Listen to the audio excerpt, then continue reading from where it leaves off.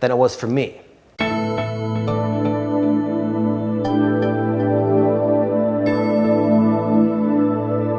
So phase one, as you see here, is the calling.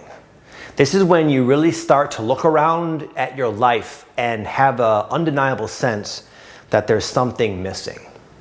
Some of you, it's obvious. Some of you, maybe at this point, didn't like your life circumstance and it was like a no-brainer. You knew you wanted something else. But it can be confusing when you have a life that you thought you wanted. Like for me, for example, I married my wife a long time ago. We've been married 15 years, and her father, my father-in-law, is a very wealthy man, a multi-millionaire. And we got married. He bought us this cool house, a brand new house, and we were in our early 20s. I was a personal trainer doing the job I liked for a living. I just married the love of my life. We had a baby on the way, and I would sit in that house, and I would look around at these like vaulted ceilings that were like so nice. And a lot of my friends, they were still in college. I was very young to kind of achieve this. But I remember sitting there, looking up, just feeling like, God, this can't be it.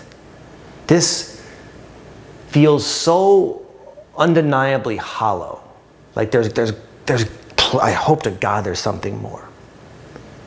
And you might be feeling that in your own life. Or a lot of you are actually past this phase, but maybe at some point you could relate with this, where you just start realizing there's something more to life and you want to find it. Most people go through this where they refuse the call.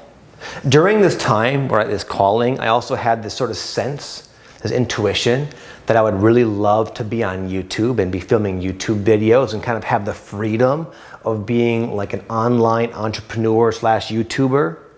But because I just wasn't ready. I really wasn't ready psychologically, emotionally, spiritually. I didn't have the skills. I didn't have the confidence in myself. I had a lot to learn about life. Even though there was this like vague sense of my destiny, I refused and I kind of just ignored that destiny for quite some time. So it's common if you gain some sort of awareness and then you refuse it, you push it away, you deny it, or it just kind of on its own leaves your system and you find yourself back in your ordinary life for a little while. 3 is the nudge. This is kind of like the return of the calling. And honestly, putting it as the nudge, that's a little bit deceptive because for a lot of us, it's not a nudge from God or the universe. It's a kick in the butt saying, it's time, get out there. And when the nudge happens, your safety net, your life circumstance starts to kind of push you out. At this time, it's not uncommon that people lose their job, or maybe they have to move, or their life really starts to change, where even if they wanted to kind of hang on to the old life, hang on to the old ways, it's like becoming physically impossible. For example, for me, at this time in my life, I had upgraded myself from being just a personal trainer and having a job to, at this point, many years later, I started my own gym. I had my own like gym business. And I had this sense that there's something more. And I know that ultimately this situation is going to change because this is not what I came here to do in life. And anyway, I was like contemplating all this. And as I was like not taking that feeling very seriously because I was so afraid to just start over and delve into this unknown journey, my gym started collapsing, like literally, like all the clients started dropping off. It became harder and harder to acquire new clients, so we were losing money. There was another gym that really was a lot more dialed in. They opened up right across the street, making my situation even more challenging. And then even beyond that, I still clung to the bitter end. And there were these weird things that would happen. I would come into work like once or twice a week, and there was like a drain at the bottom of our floor, and it would flood from underneath, and all the mats, these heavy rubber mats and AstroTurf, would be completely flooded. We'd have to close down the gym. Me and my trainers would have to go outside and air them out, and it was this very laborious, like exhausting, miserable thing we had to do multiple times a week. And it was just like one more little nudge, one more little sign saying, this circumstance is no longer energetically compatible or supportive by the universe. It's time to move on. I know you don't know where you're going yet, and you wish you did, but regardless, it's time to move on. And these things will start to happen to really make it very obvious to you. You can't deny it. And this leads into the guide.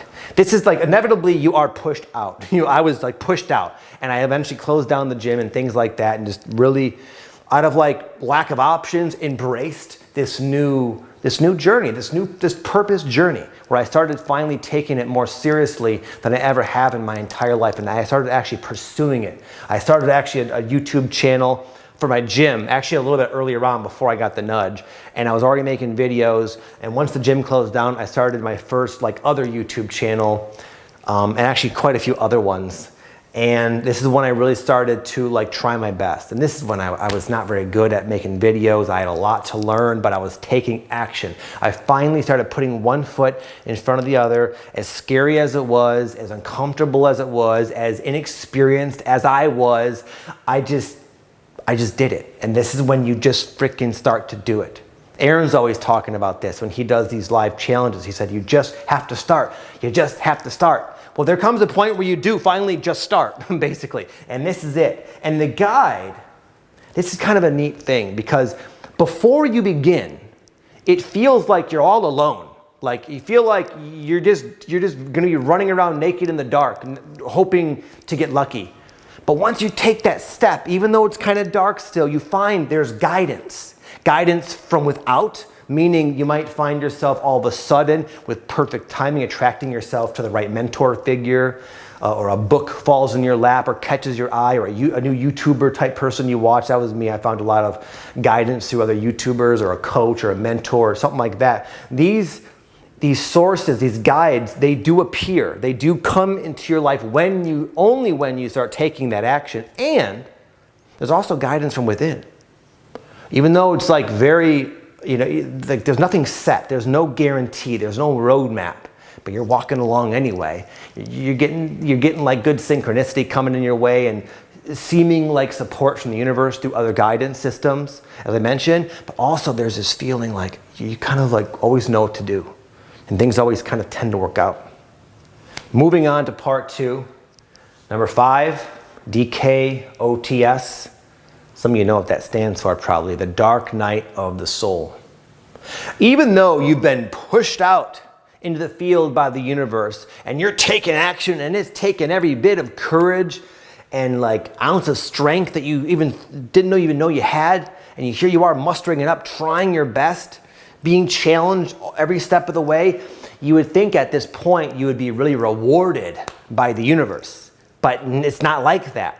Not only are you taking this purpose journey in a way I just explained, but you're also going through a dark night of the soul, meaning you're bumping into along the way your childhood issues, your traumas, your unresolved issues with your mom and dad. Sometimes people even go through ancestral healing, a very deep catharsis, purging, healing, transformation process just happens to usually run parallel to you needing to get all this stuff done to build up your life on this purpose journey. And the balancing of the two, it's madness.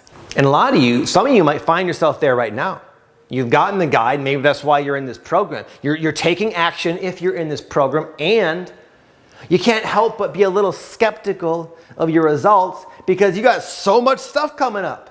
You want to be a YouTuber or a blogger or a writer or a coach or a healer or whatever it is you want to do, and you feel like you're being overrun by the insecure person that you once were in like junior high, and all of a sudden that version of you is up at the surface trying to do these important things that you've never even done before, and it's like, why are you here? Go back. I got stuff to do. But it's hard. And it's a time. It is like a rite of passage. In fact, I think Paulo Coelho, the author of one of the most best-selling books of all time, The Alchemist, a lot of you probably know that book. He talks about the seeker having beginner's luck in the beginning of the journey. But as you get towards the end, the seeker is severely tested. And this is kind of it. This is the part that most people really hope to avoid and hope to like dance around or find a cure for or find a way to visualize themselves around it. It doesn't work that way. You have to go through it. And having gone through it myself multiple times, I know why now, because it gives you an awareness of your own God-given power. It helps you cultivate these necessary qualities like courage, confidence, trust, real trust, not the BS trust, real trust in your path, in your life unfoldment, in the universe, in a higher power, if you will. You really get to know who you are at the core. And you get to bring that version of you up to the surface, which is why it's pushing out, purging out all of these other aspects of you from the past.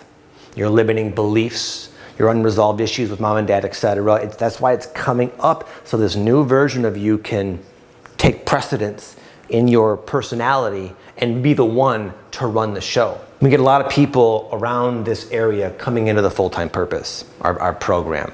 And these next few phases are kind of what you have to look forward to, actually. This is the kind of stuff that me and Aaron and Matt get to see people go through and break through. It's so amazing. So clarity, eventually through all this, you feel like nothing's going right. You're just wandering aimlessly, bumping into your shadow along the way, that kind of thing. But eventually things do finally click, even though it takes a lot longer than you might hope and we're wishing for. But you finally start to get clarity, and you get clarity from feedback, failure, problems, and this transformation that you didn't know you were signing up for, but nonetheless you've been going through for quite some time. You're changing, you're growing, you're coming into your power. And through this experimentation, you're finding what works and what doesn't work. And you're getting clarity, you're getting feedback. All the mistakes, all the problems you made have taught you something. Have they not? And the more mistakes you've made, the more you've learned, meaning the clearer, the more aligned with your true north you become. And eventually, through this entire process of all the things I just explained, you finally start getting clarity. This is who I am. This is how to do it. This is how to do it in a way that's authentic and impactful and successful. You finally start to get some skin of the game, and finally you start to see results. And even if it's early on, you could just get a feel for it. You just know you're on the right track. For me, it was when I first started this, back in stage 4, I had multiple YouTube channels. And at that time, I was trying to find myself, trying to find my niche, my purpose, my role in life. And eventually, through trial and error, I found the YouTube channel I put the least effort into was my Victor Odo channel, the one that you see now with over 300,000 followers. That one started to kind of take off. And it was because I was talking about my spiritual awakening journey. And I remember the day I hit 100 subscribers. I started growing by 10 subscribers a day after towards the latter half of that. When I got close to 100, I was growing by 10 a day predictably. And to me, that was crazy. I couldn't believe how fast that was. That seemed amazing. And even though I was at 100 followers, I wasn't making any money. I just knew something clicked. All that experimentation, all my failed YouTube channels and attempts finally culminated to me not succeeding, but finding my path. The path that I was meant to walk, that I could have never known it was here or this was it had I not gone through all these failures and experimentations and transformations and all that kind of stuff. Looking back, all of that was part of me finally getting this clarity. And now for the fun part, now for the outcome. This is where you're all heading, by the way. You may not be here yet. Some of you are, and you just want to expand it. Fantastic. But this is where you're all heading.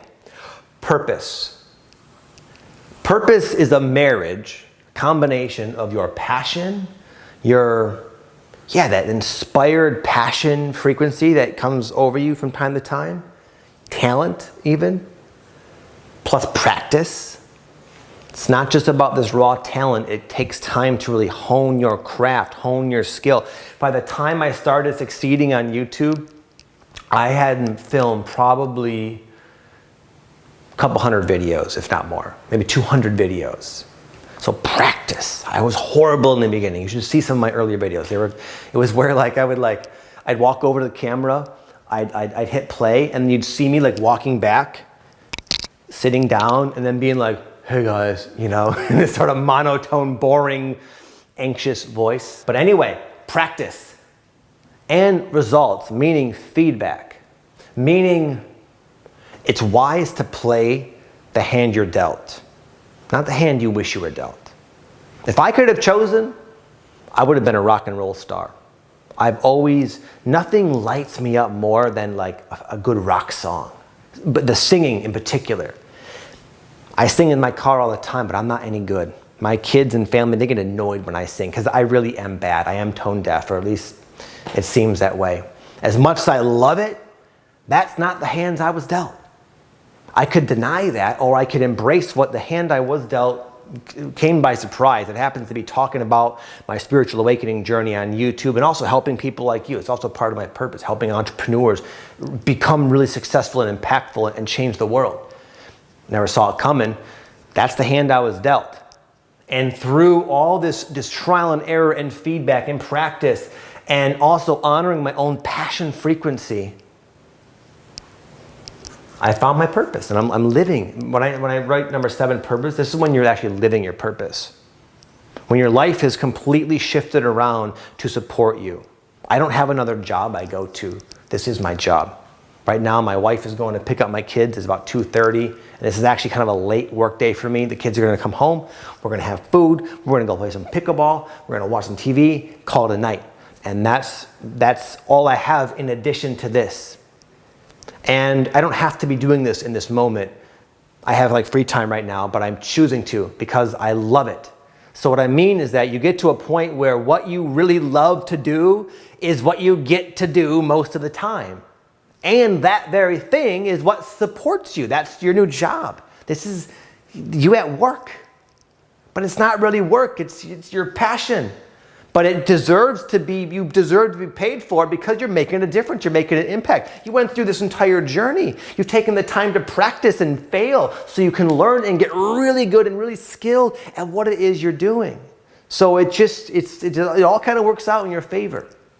And there's a feeling of satisfaction and completion and homecoming when you are living your purpose, when you know you are making a difference in people's lives, in the world. It gives you a dimension of happiness that really can't come from a certain dollar amount in your bank account or even a certain level of like social status or anything. None of these things matter.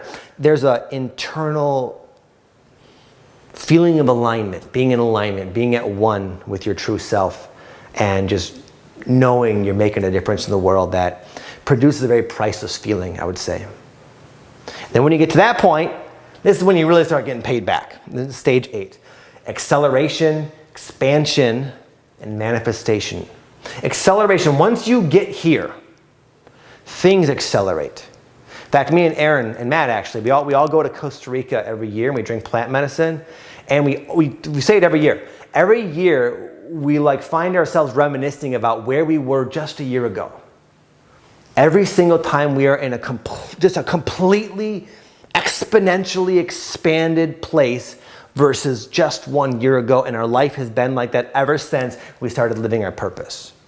Is that good or bad? It is kind of neat, I would say. It is kind of like you go through life quickly and get to rack up a lot of really awesome and interesting experiences, and your growth and everything really does start to accelerate because there's so much support, so much momentum from yourself and the momentum you set, and also from the universe because it's supporting you. It's your purpose. It's its purpose for itself through you.